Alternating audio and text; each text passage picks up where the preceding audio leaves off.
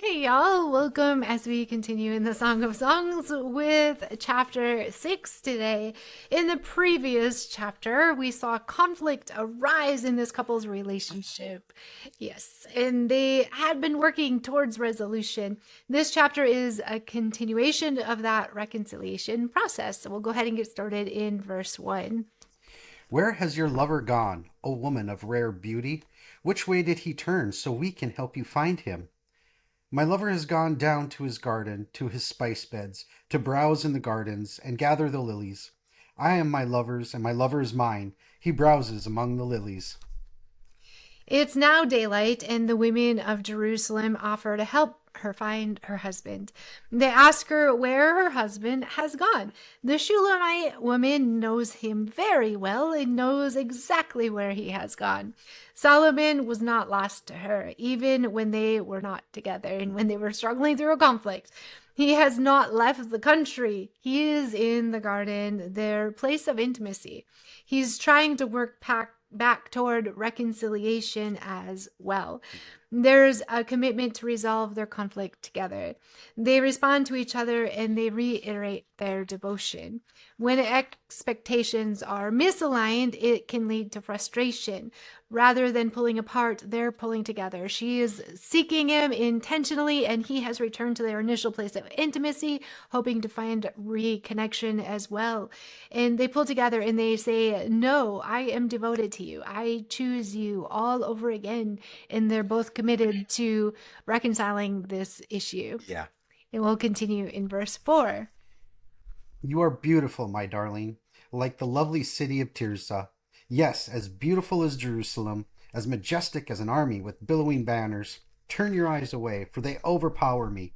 Your hair falls in waves like a flock of goats winding down the slopes of Gilead.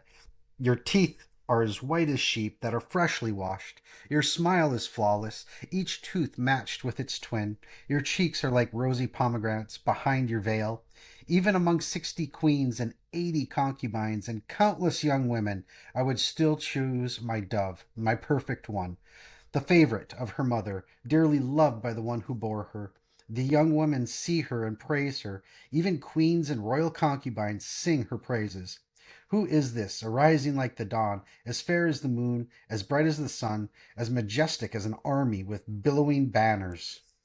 The moment Solomon saw her, he welcomed her and began complimenting her all over again. There's a change in the pronouns here. He is now saying, "You are beautiful." They are actually talking to each other. They are hurt, but they do not run away. Mhm. They move toward each other instead. Right. She moves in to reconcile, and he's there in the garden working it out with her. As they come together and begin to talk, they're not harsh. They instead reiterate their initial devotion. Tirzah was the capital and the most beautiful city of the northern kingdom of Israel after the nation was divided.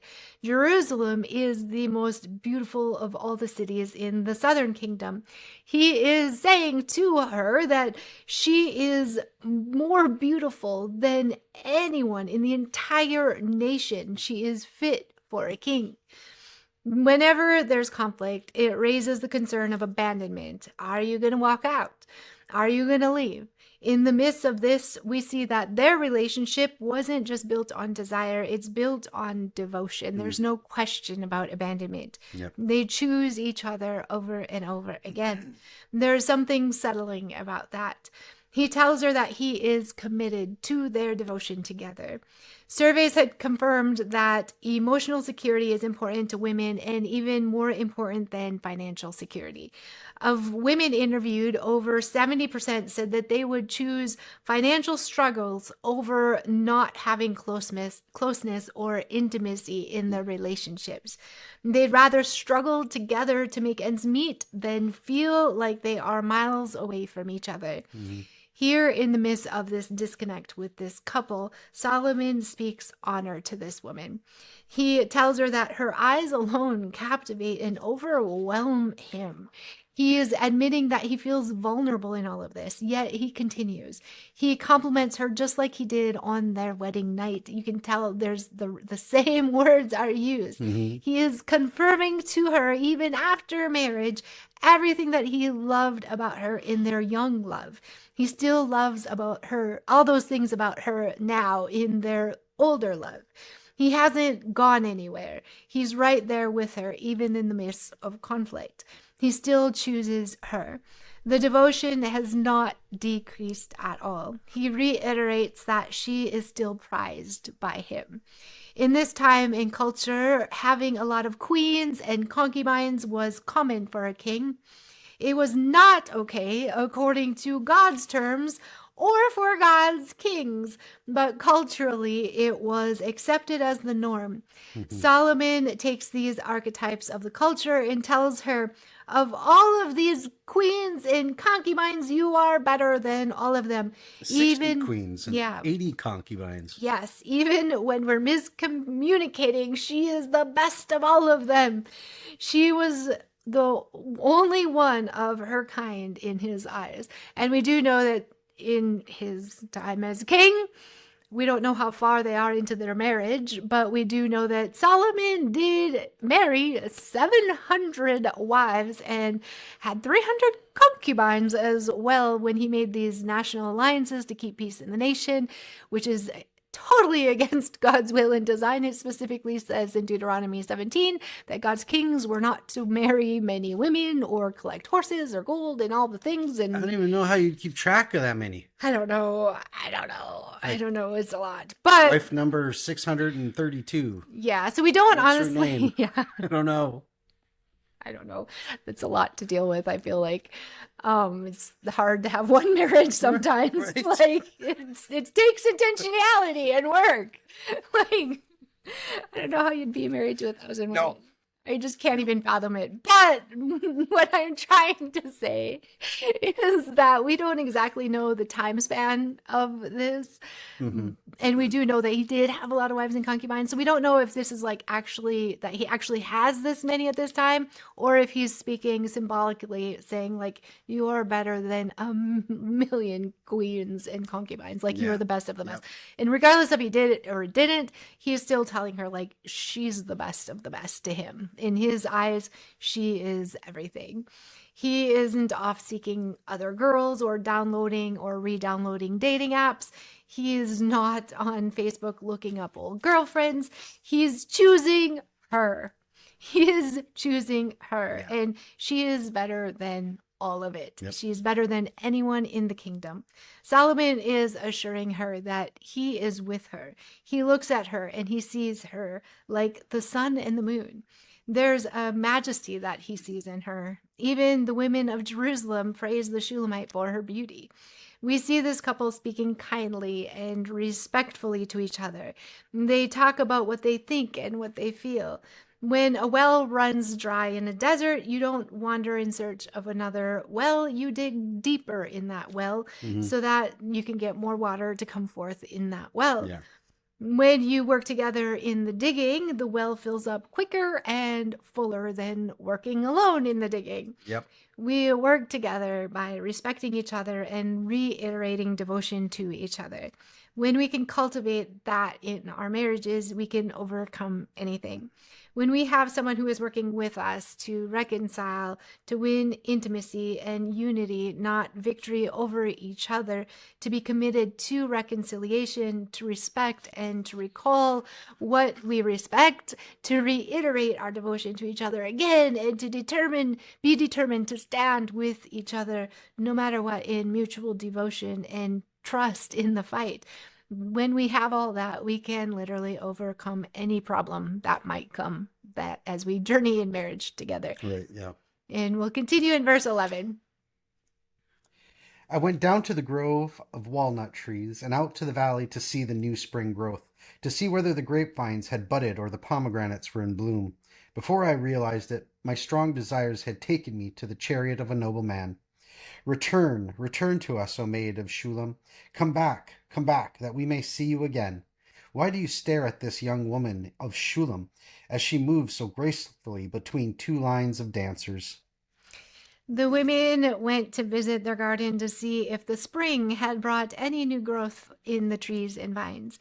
She went to the vineyard to see if it was still in bloom, and it was. Gardens are for beauty and nourishment, not for battles. Conflict is not the end. In fact, it can be the beginning of deeper intimacy if you walk through the conflict together. This couple resolved their conflict, and the others asked her to return so that they could see her again. He says, "Why should you look at her as she moves so gracefully between two lines of dancers?" In this, he is saying that they have found each other and they're continuing to dance together. He is saying that they're together in this. Her friends are saying, "Come away with me," but they respond saying, "No, we're good. We figured it out. We're just going to stay put." Marriage shouldn't be a battleground or a playground. It is a garden that is to be carefully cultivated in unity together. The very first marriage of all time took place in a garden, the Garden of Eden. Eden means delight, pleasure, and bliss. Marriage is meant to bless and enrich our lives. In Genesis 2:15, God told Adam to work, oversee, maintain, and keep the garden. Marriage is work, but it is worth it when it's done according to God's terms and in God's ways. We don't get everything right. Shocking. Solomon made a mess of his life in his later years, like we talked about earlier. The Bible is honest and it doesn't hide the flaws of its heroes. Yet these principles, when done right according to God's will and terms, will work. If we trust God and follow his ways, we will experience a fulfilling life that he intended us to experience. The principles of God will work if we work them. That's what it boils down to.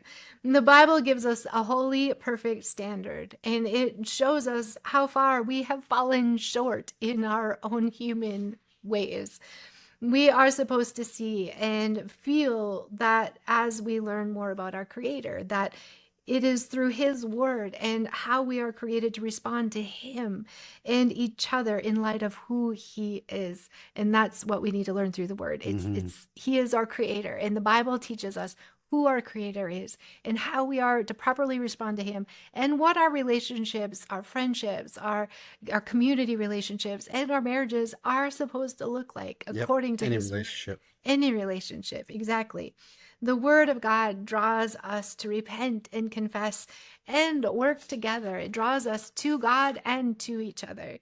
In the middle of our imperfection, there's always one who is perfect, and that one is Jesus. He is presented as the groom, the perfect husband who loved us when we didn't love him back and continues to love us beyond comprehension no matter what. He blessed us when we rejected him. He chose us when we crucified him. He poured out his blood so that we could have the option for life. When you really see and accept the love of God like that coming through Jesus, that kind of love becomes not just enough to begin to heal the broken parts of us, but it also begins to mend all that has been deeply wounded. Jesus gives us his love, and it's a resource to love others as well.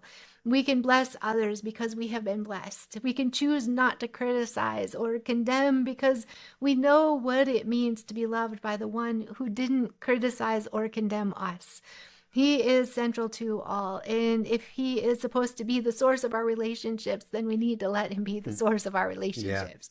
Before any relationship will ever work, we have got to get our relationship with Jesus right first.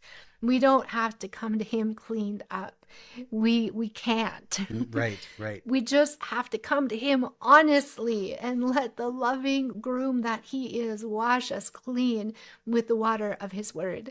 We all need Jesus desperately, and we all need to be desperate for Jesus every single day. He chose to lay down his life for us. Now it's up to us to choose him, to respond to his invitation, his offer of love, and receive his love now and for all eternity. Yeah. And we think that's where we're going to stop today. So we thank y'all for joining us. We hope you have a glorious day in the Lord.